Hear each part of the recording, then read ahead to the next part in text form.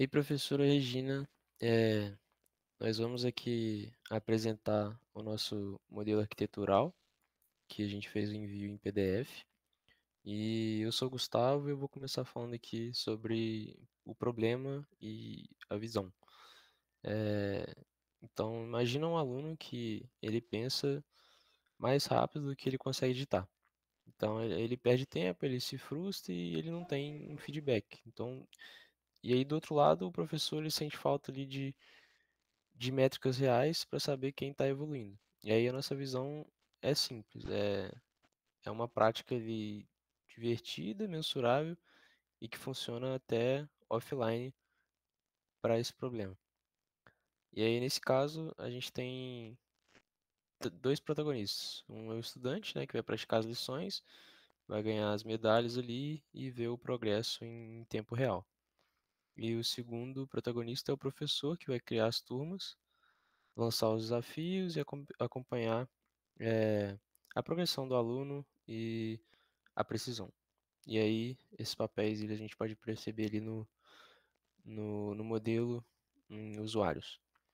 É, agora, falando um pouco dos cenários, a gente tem um cenário um que é, por exemplo, um laboratório de informática, tudo online, e um cenário 2 que é o aluno em casa com uma conexão ruim, ou às vezes até mesmo sem conexão. A solução que a gente quer criar precisa funcionar nos dois sem uma perda ali de experiência para esse usuário, né? E aí, falando também um pouco das histórias ali de usuário. Quatro histórias vão guiar ali todo o projeto que a gente está desenvolvendo. A primeira é um aluno sem internet que quer continuar praticando ali. A segunda é o professor que quer um ranking semanal da turma. Uma terceira história seria um aluno que ele quer um feedback instantâneo ali para corrigir os erros na hora. E a quarta é também um professor que precisa exportar os relatórios em CSV para lançar essas notas. É, e aí fazendo um gancho para as features, né? Essas histórias, cada uma delas, elas viram uma feature concreta. Um service worker, um ranking, um feedback em tempo real e a exportação de dados. E cada uma delas pede um componente específico. Então, aqui eu passo a vez para o Carlos, que vai continuar a explicação aí do nosso modelo. Opa, valeu, Gustavo. Agora vamos ver as features agrupadas, que é a prática, o engajamento, analytics, acessibilidade e gestão. Cada coluna aqui do mapa tem itens que respondem diretamente às histórias que vocês ouviram. Aqui está o nosso campo de batalha, né? Aí você pode reparar nos blocos. Aplicativo web, que é para o aluno, portal do professor, que é para o dashboard, e o cache offline, que é mantido por Service Worker. E no centro, o gateway de API que distribui todas as requisições. E aí daí para baixo que a gente tem os serviços especializados.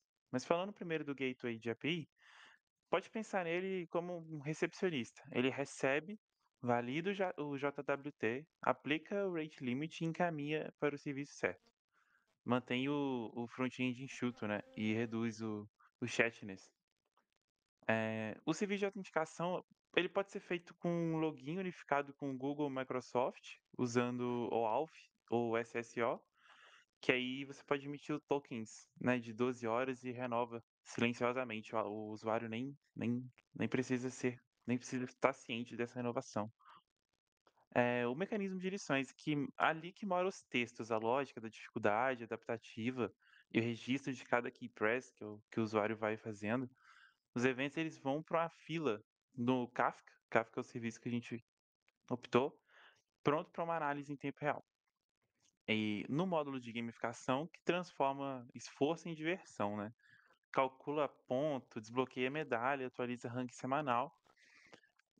E sobre o analisador de feedback, ali a gente tá meio que juntando os módulos anteriores, que ele consome a fila, gera o WPM, né, a precisão e o heatmap de erros. Esses dados abastecem o painel do professor e a tela do aluno com latência de milissegundos. Então, ele é muito importante para o dashboard, para gerar dados. Por último, falar um pouco do Service Worker e o offline. O Service Worker ele pré-faz cache das últimas 5 lições. E se a conexão cair, tudo continua rodando. E quando volta, sincroniza os resultados. Então não penaliza o usuário, né? E aí, com isso, eu fecho a camada de aplicação e eu passo a bola para o Alan falar de dados e decisões estratégicas. Beleza, perfeito.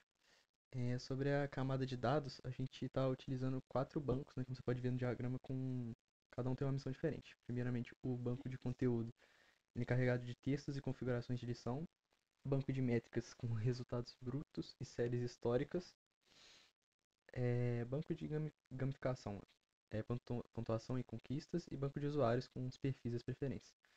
E assets grandes, tipo imagens, vão para um bucket S3.